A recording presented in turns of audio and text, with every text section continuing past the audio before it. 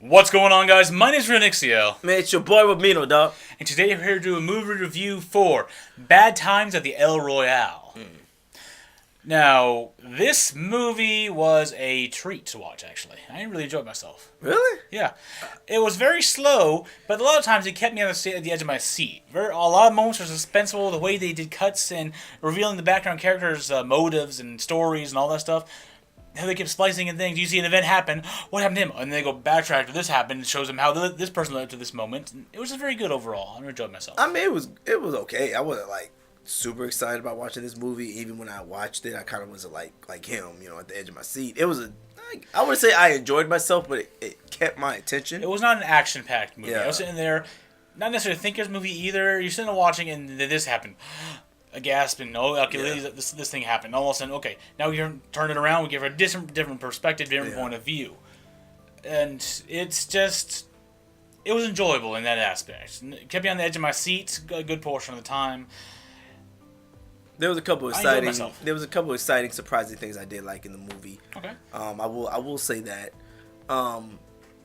But All the characters reprise their roles really well. They really fit into the role. Like Jeff Bridges, for example.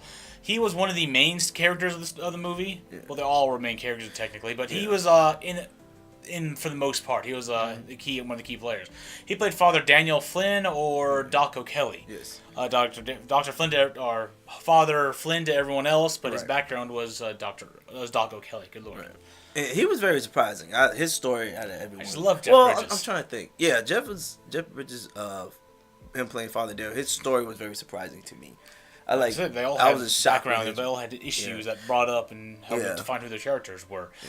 But Jeff Bridges, as himself, I love watch the movie he's in because he just brings a very rustic feel. Still a very, I don't know. I just like watching it. I just like watching him work. Yeah, he's fun to watch. I'm not gonna lie. Yeah, I've never seen him in a bad movie. I never have really. I've seen most of his movies. I think he does a pretty good job, man. We have Cynthia. He plays a real good old, cool man. Like, he always plays like the old man, but he's like cool. I can see that. Yeah, he plays a lot of those. I like him. Man. Not bad. Then we have Cynthia Inviro. She did. Irvio. She did a great job. God, I can't pronounce her last name. Irvio. Oh, she played Darlene Sweet. Yeah.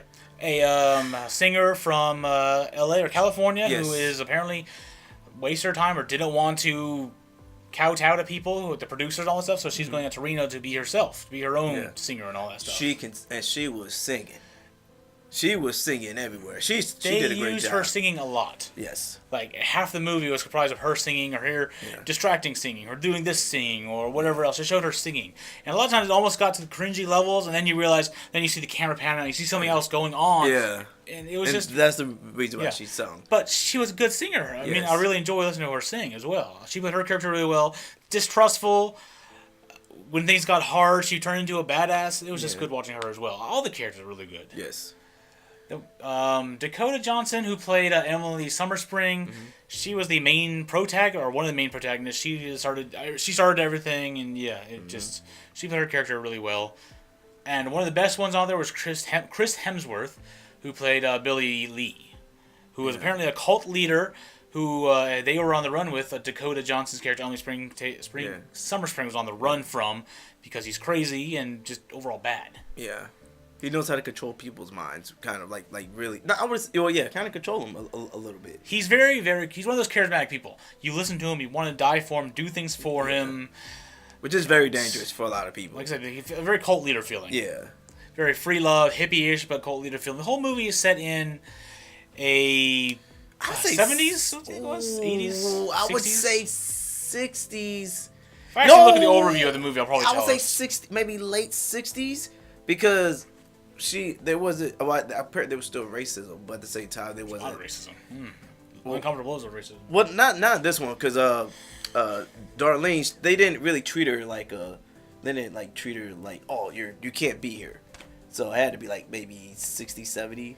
Well, a hotel not run down, but a hotel on the verge of collapse like El Royale was. Yeah. It was big popular back in its early heydays, but now when behind this movie happened, they were the only guests there. No one wants to buy anymore. They lost their liquor license gambling license, I think it was, and it was just falling apart. It was still good looking, and you eventually come to realize that it's actually a government facility used for spying and taking information, or not, maybe not government. I think it may No, have been no, government. it was a pervert hotel. Pervert hotel, but they sent the footage off to Pennsylvania.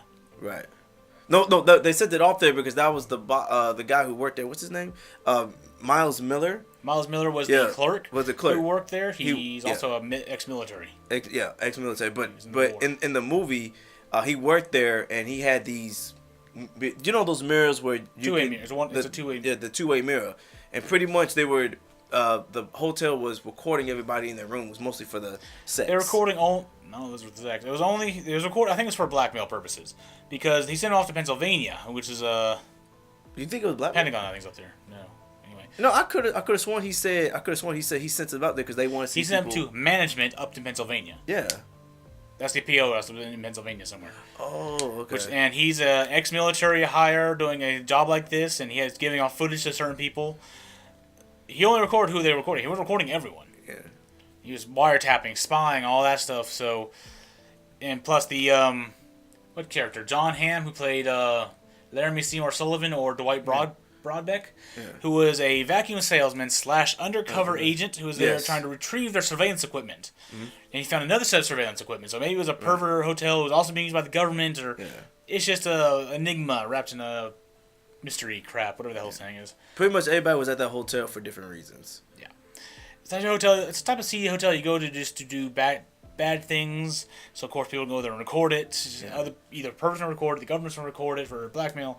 It was a whole big thing, and everything was coming to head because I don't know.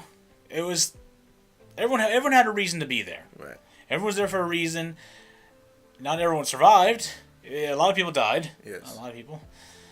Not most of them who deserved it, but overall it was a really thrilling watch. Watching how everyone died. A lot of them died unexpectedly. You were not expecting what to happen. Yeah. People who escaped, you would not expect to have escaped. Mm-hmm.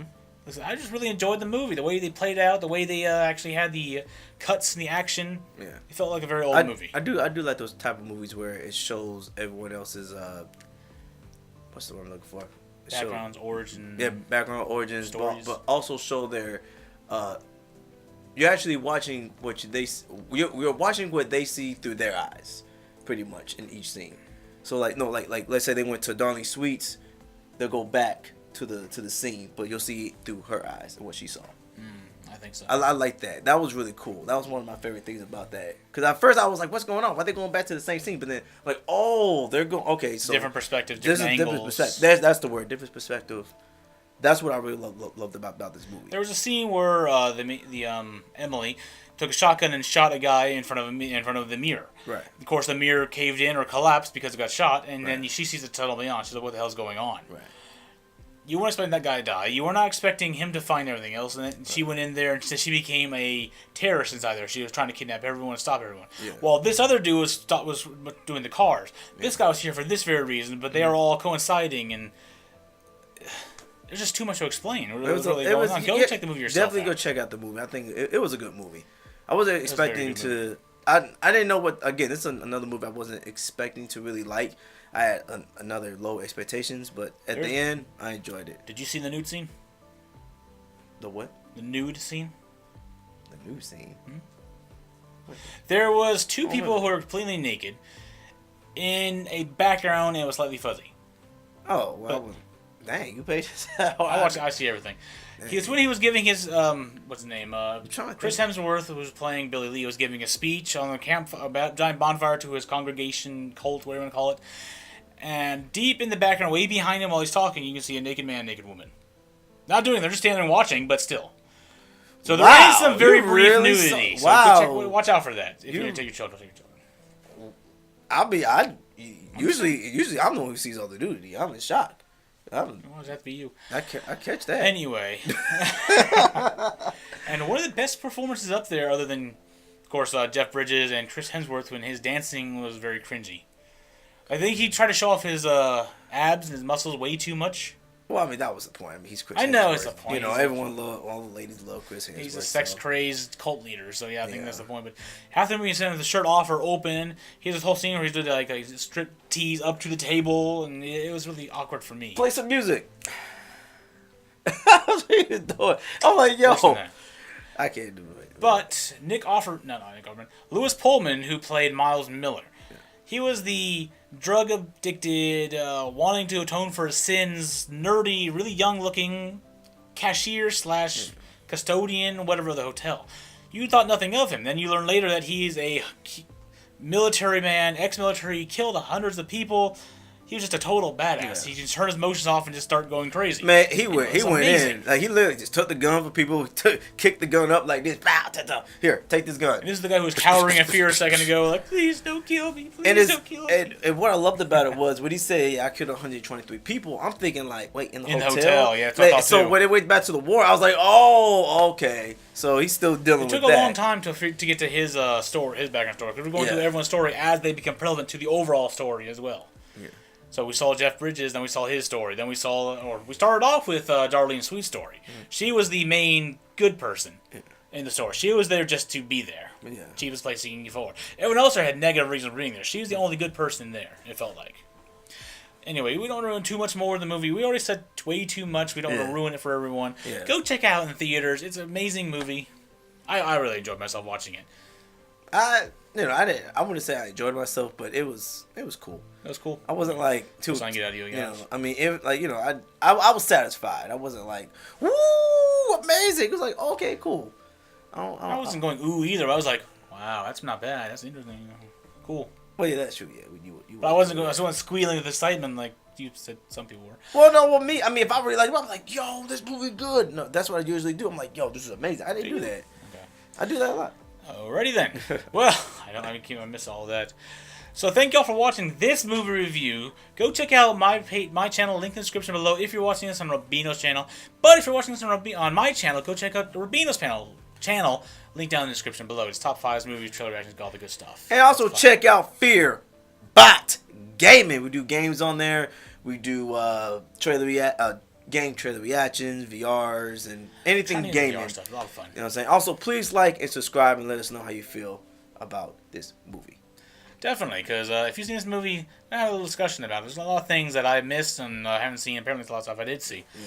So, once again, thank y'all for watching this movie review. Check us out. I hope to see you in the next trailer reaction movie we do. Bye. Peace out.